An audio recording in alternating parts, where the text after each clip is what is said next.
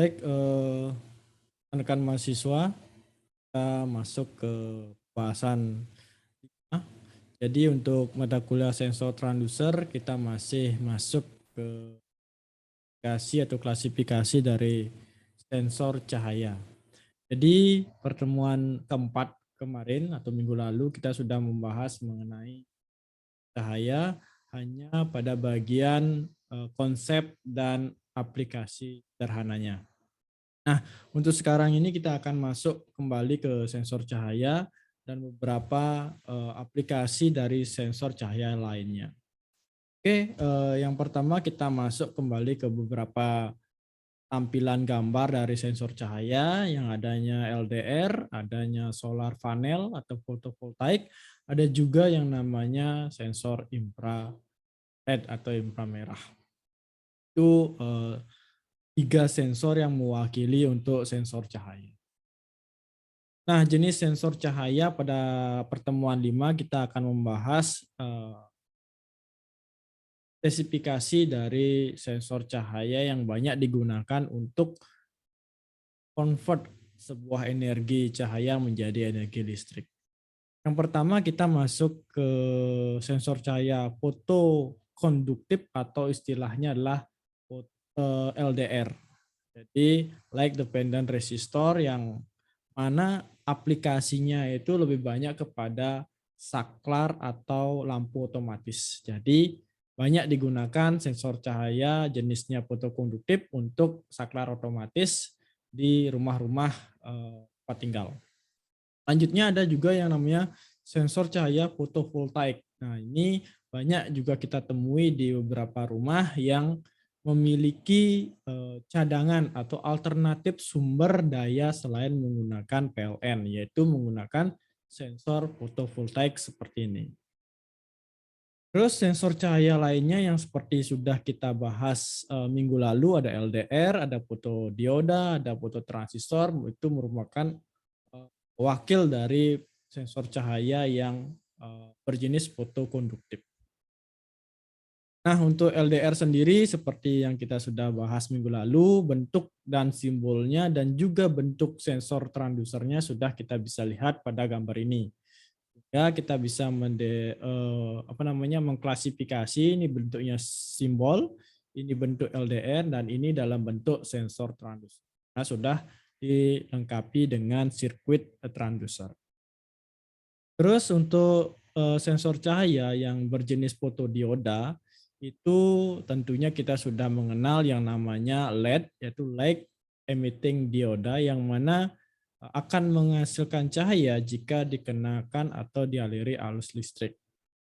Kadang ada juga fotodioda yang bersifat menyerap cahaya seperti ini. Jadi ini adalah menyerap cahaya yang ini fungsinya untuk menangkap cahaya pantulan baik dari objek berupa tembok atau eh, pantulan dari media pantul yang banyak ditemui di sekitar kita.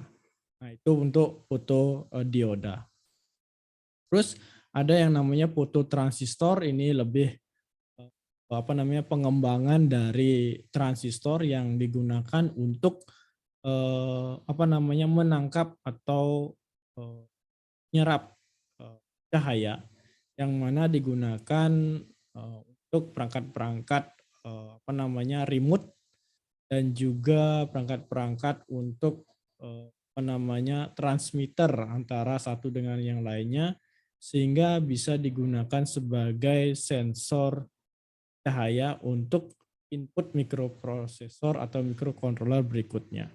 Bentuk dari fototransistor ini ada bentuknya kaki dua, ada juga yang berbentuk kaki tiga. Semua itu menyesuaikan dengan aplikasi dari rangkaian yang akan kita gunakan. Selanjutnya kita masuk ke sensor cahaya fotovoltaik. Jadi nama lain dari sensor cahaya ini adalah solar panel. Sudah kalian pernah lihat di berbagai tempat yang mana untuk sensor ini ukurannya sangat luas dan lebar sehingga banyak digunakan di atap-atap rumah untuk menyerap sinar matahari dan mengubah dari sinar menjadi energi listrik. Nah, jadi banyak digunakan di rumah dan juga perusahaan-perusahaan yang memiliki alternatif energi selain menggunakan PLN. Jadi inilah sensor cahaya fotovoltaik. Nah, sensor cahaya fotovoltaik ini merupakan panel surya untuk energi mengubah sinar matahari menjadi listrik. Jadi di dalam panel surya itu terdiri atas yang namanya sel surya, ada juga bentuknya yang seperti kapasitor, tetapi di dalamnya ada bagian-bagian semikonduktor dengan tipe N dan tipe P. Jadi struktur dasar dari sel surya ini seperti ini, jadi ada pantulan dari sinar matahari mengenai permukaan atas yang mana terminalnya negatif sehingga akan terjadi suatu interaksi antara negatif dan positif di sini. Ya, apa namanya? Energi cahaya tersebut dapat disalurkan melalui kabel ke dalam aki atau tempat penyimpanan sumber tegangan. Nah, jadi di dalam fotovoltaik ini, di dalam sensor ini sudah memiliki beberapa rangkaian yang fungsinya untuk mengubah sinar matahari menjadi energi.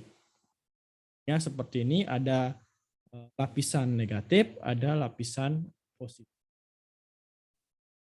Terus tipe sensor. Nah, jadi tipe sensor untuk sensor cahaya ada juga yang seperti ini, inframerah itu biasa digunakan untuk apa namanya tangkapan dari remote di televisi sebagai receiver.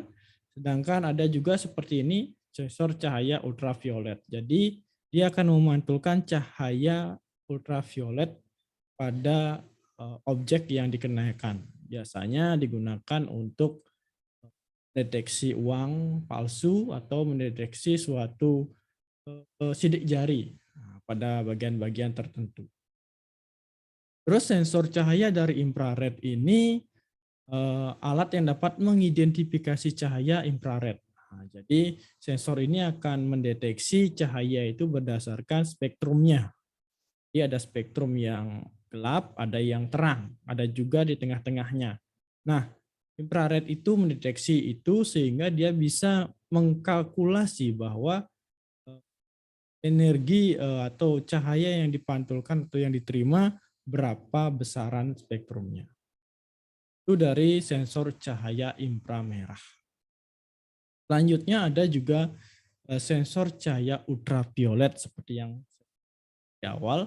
Jadi cahaya ini tidak bisa dilihat oleh mata telanjang. Jadi perlu bantuan dari alat ya kita mampu untuk mendeteksi adanya pancaran sinar karena frekuensi atau pancarannya ini adalah 185 nanometer sampai dengan 370 nanometer.